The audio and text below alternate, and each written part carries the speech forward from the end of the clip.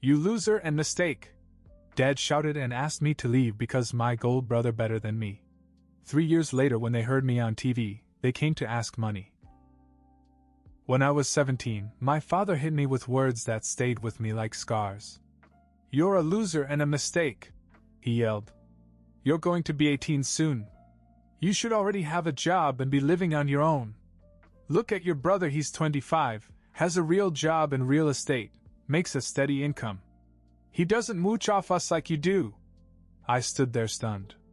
I'd heard the comparisons to David all my life, but this time it felt different, definitive. They weren't just venting, they wanted me out. My mother nodded in agreement and added something about me eating food they bought with hard-earned money. I wanted to scream. I was 17. I was still in school. What did they expect me to be? Some kind of teenage millionaire? David, of course, could do no wrong.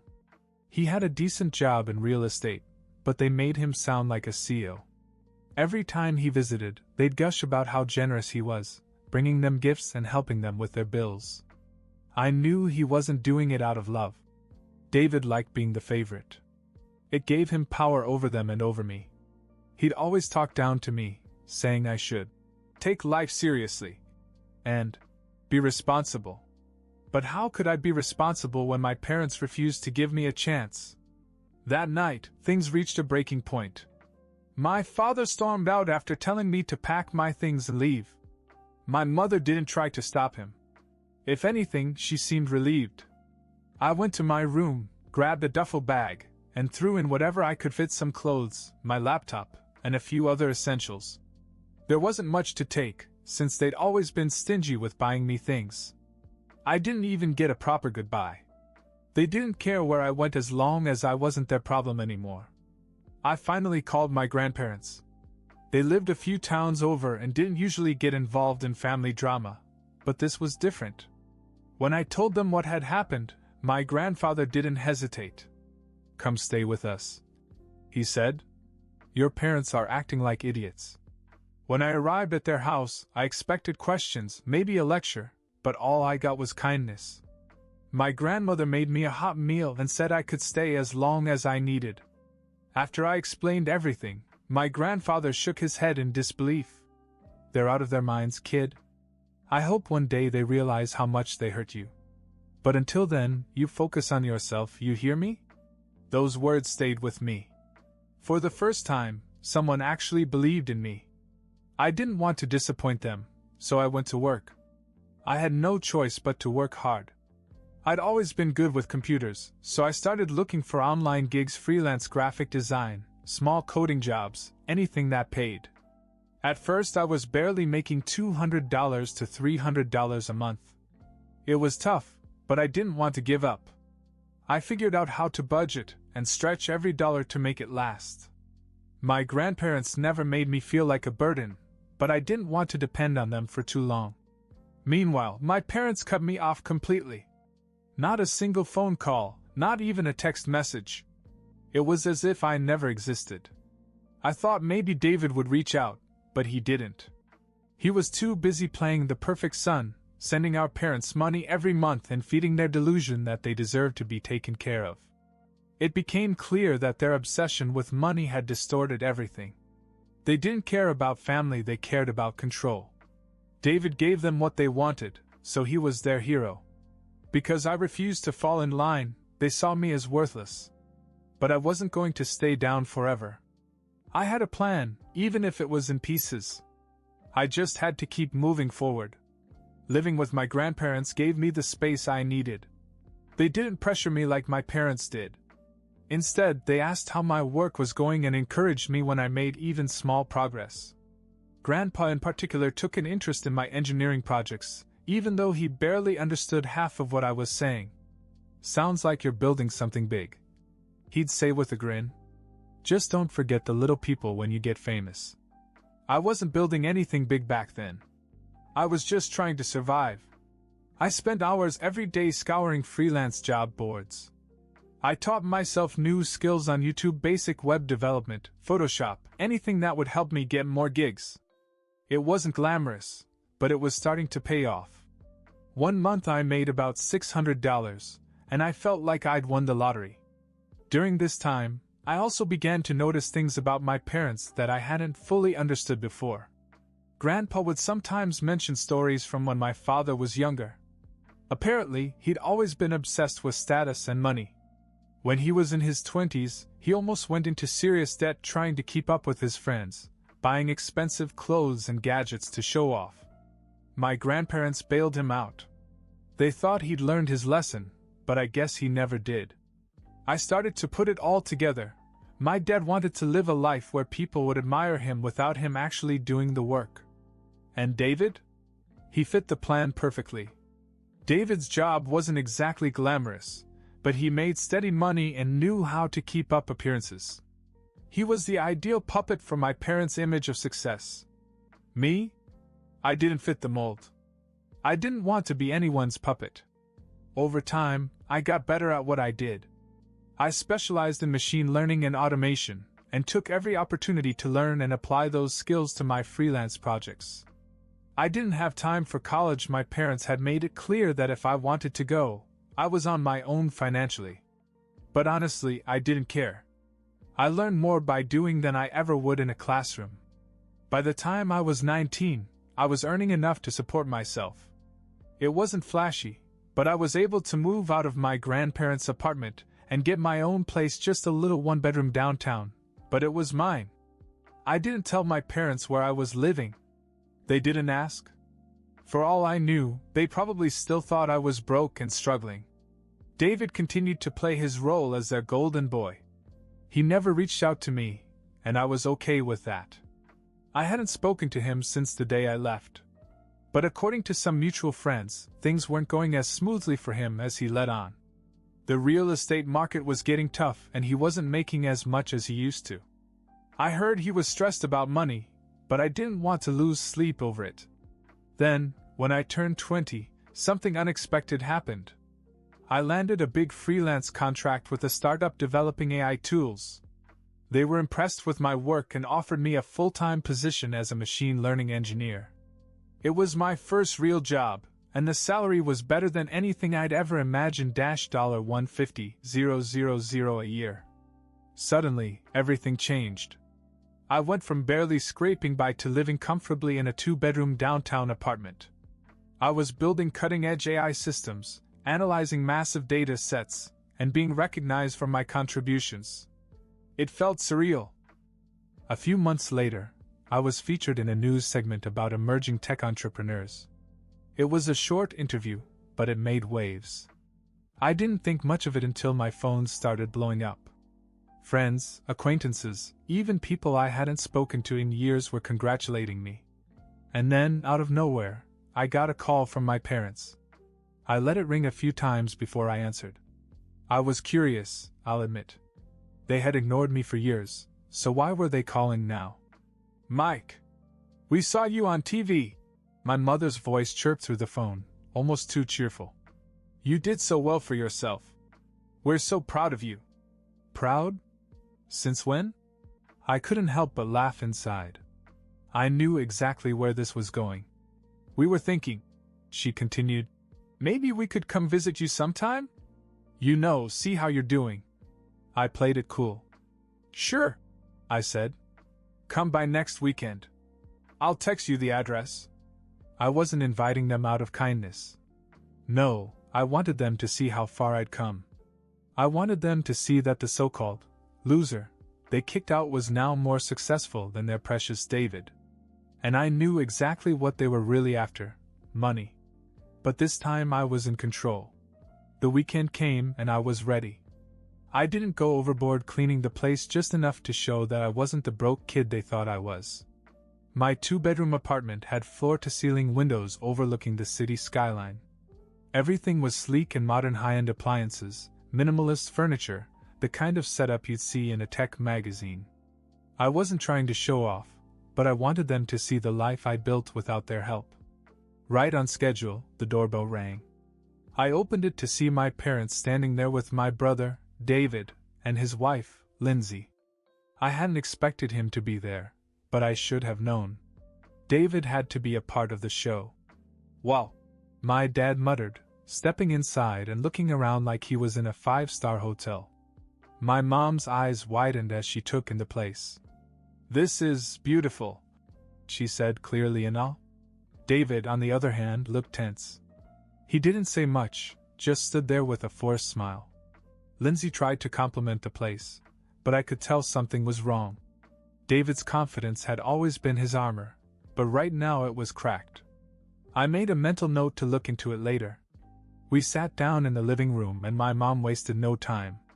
"So, Mike, you've really made something of yourself," she began. "We're so proud of you. And with all your success, you must be doing very well financially." There it was. The subtle setup for the question. I nodded casually. "Yes, I'm doing well. I have a good job in AI development. It's been rewarding." "That's wonderful," she continued, smiling too broadly. "You know, things have been a little tight for us lately. The economy's been tough, and we could really use some help. You understand, right? We've supported you all these years and dash." I couldn't help but laugh. "Supported me? You mean when you kicked me out when I was 17 and didn't speak to me for 3 years? That support?" My father's face hardened. "We did what we had to do. We wanted you to grow up, to be responsible. And look, it worked. You wouldn't be where you are without that push." "Exactly," I said, shaking my head. "That's not how I remember it. But sure, let's pretend you're the reason I'm here. So what's the deal? You want money?" My mother looked confused, but kept smiling. "Well, it's not like that. We were hoping you could help out your family a little. You know, like David does." I turned to David, who finally spoke. "Look, Mike, we all go through hard times. Mom and Dad helped me when I was starting out, and I'm giving back because that's what family does." "Helped you?" I raised an eyebrow. "They gave you everything. Paid for your college, co-signed for your apartment, probably even fronted you cash for your car. I didn't get any of it." David's jaw tightened. "Don't act like you're better than me just because you're doing well now. You were always the one who couldn't handle the pressure." I leaned back, smirking. "Oh, is that what you tell yourself? Funny, because from what I hear, your real estate gig isn't going so well. Word on the street is that you're barely making ends meet." David's face went pale. "Who told you that?" "I have my sources," I said, enjoying the moment. "But let's face it, you're still playing their puppet, aren't you? Pouring your money into them while they sit around watching TV all day." Lindsay cleared her throat uncomfortably. "We've had some setbacks lately," she admitted. "David's been under a lot of stress." "Yeah, I bet," I said, locking eyes with my brother. "Must be tough knowing that loser little brother you used to look down on is doing better than you." "All right, enough," my dad snapped, his face flushed. "We didn't come here to fight. We just thought since you're doing so well, you might want to help your family." "Funny," I said, standing up. "Where was that family loyalty when I was broke and struggling to survive? You didn't care then. Why should I care now?" They all sat in stunned silence for a moment. My father finally stood up, his temper boiling over. "You're being selfish. We're your parents. You owe us." I laughed again, harder this time. "Owe you? I owe my success to myself. To the people who really supported me like Grandpa and Grandma. I don't owe you a damn thing." David muttered something under his breath, and I caught it. "Arrogant prick." I stepped closer to him. "What was that, David? You want to say it louder?" He shook his head, avoiding my gaze. "Forget it." "Good," I said. "Because I'm done. I think it's time for all of you to leave." My mom tried to object, but I wasn't having it. I opened the door and waited. Slowly they got up and walked out. As they left, I called after them. "Oh, and David? You might want to reconsider who the real loser is." The door closed behind them, and for the first time in years I felt a sense of closure. They came looking for money, but what they found was a reality check. The best part? I didn't feel angry anymore. I had won, not by humiliating them, but by living a life they never thought I could have. The next day I went to see my grandparents. They had been my real family through it all, and I couldn't wait to tell them what had happened. As soon as I walked into their house, Grandma hugged me and asked, "So, what brings you by today, sweetheart?" "Oh, I just had a little reunion with Mom, Dad, and David yesterday," I said with a grin. Grandpa raised an eyebrow and motioned for me to sit down. "Oh boy, this should be good. Spit it out." I walked them through the whole scene, the fake compliments, the veiled requests for money, and how I kicked them out when they tried to guilt me. When I got to the part where I called David a loser, Grandpa let out a loud laugh. "Ha! Good for you, kid. That's just what they needed to hear.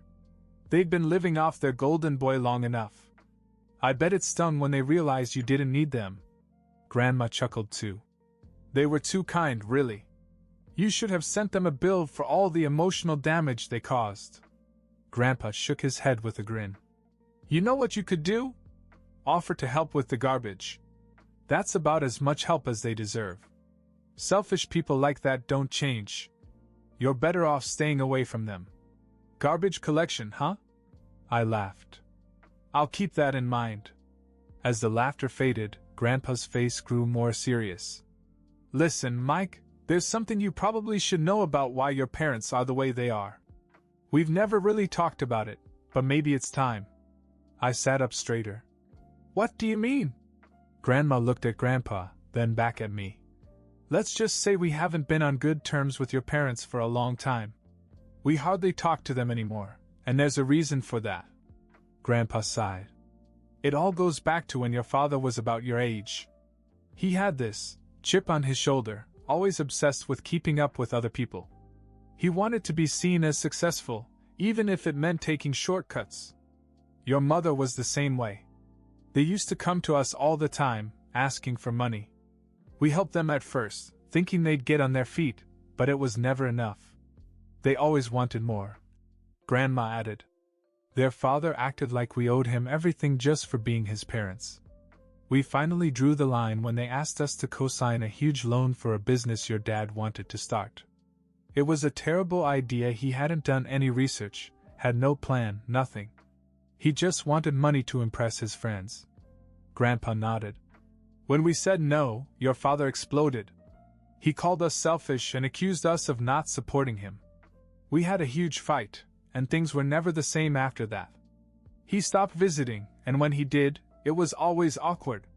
We could see the writing on the wall. They were going to live their lives chasing money and expecting others to pick up the tab." "That's crazy," I said, shaking my head. "I mean, it makes sense now, but I didn't know it was that bad." "Trust me, it was," Grandma said. "You always had this entitlement complex. And you passed it on to David. He doesn't even realize it, but he's caught in the same trap." Grandpa leaned forward. "You've broken free of all that, Mike. You're not like them. You built your life on hard work and your own talent. That's why they hate that you don't need them. They can't control you like they controlled David." Hearing all this was both shocking and affirming. It explained so much about the toxic dynamic in my family. They'd been playing the same manipulative games for decades. But I wasn't a part of it anymore, and I never would be. "Thank you for telling me this," I said after a moment. "It really puts things in perspective." Graham smiled and patted my hand. "You've done more than enough, Mike. You owe them nothing. Just go on with your life and don't let them drag you down." Grandpa grinned again. "And if they come back asking for favors, tell them you'd be happy to recommend a great garbage service." We all burst out laughing again. I hadn't felt that light in years. The ghosts of my family's past weren't haunting me anymore. I was free, and I had my grandparents to thank for it. About 6 months after the confrontation in my apartment, I received a text message from David's wife, Lindsay. It was short and to the point. "They kicked David out. Things are bad. I thought you should know." At first I didn't care. David had made his choices, lived under my parents' control, and treated me as if I were beneath him. But something about the message stayed with me. I called Lindsay a few hours later. "Yeah, it's a mess," she sighed. "Her parents, they kicked David out last week. Said they couldn't afford to support dead weight. Real estate's been tough, and David doesn't make enough to help them anymore. They just cut him off like he was nothing. David had given them years of his life, handing over his earnings and supporting them at every turn. Now that he was no longer useful, they had discarded him just like they had done to me when I was 17. It was surreal. Karma had finally caught up with him. A day later, David himself called me. He sounded tired, defeated. "Hey Mike. I know this is awkward, but I was wondering if you could help me out. I'm in a bad place right now. I'm not asking for much, just a little to get by." I leaned back in my chair and thought about it. Part of me wanted to tell him to deal with it on his own, like I had. But another part of me knew what it was like to have nothing. I wasn't heartless. I told him I'd send him $600, enough to cover food and necessities for a while. "Thank you," he muttered. I appreciate it." I made it clear that this was a one-time thing. "Look, this doesn't change anything between us. I'm not here to solve your problems. You're going to have to figure out your housing on your own." He sighed, but didn't argue. "Yeah, I get it. Thanks anyway." I wired him the money that afternoon. To me, $600 wasn't much, it barely made a dent in my bank account. But I knew it meant a lot to him. I didn't hear from him again after that, and honestly, I didn't expect to. Then came the real bombshell. My parents called me. I didn't answer, so they left a voicemail. "Mike, this is Dad." The message began. "Listen, things have been tough lately. David can't help us anymore, and we're in a bad place financially. We were hoping you could come by and maybe talk about how you can help the family. We know you're doing well. Please call us back."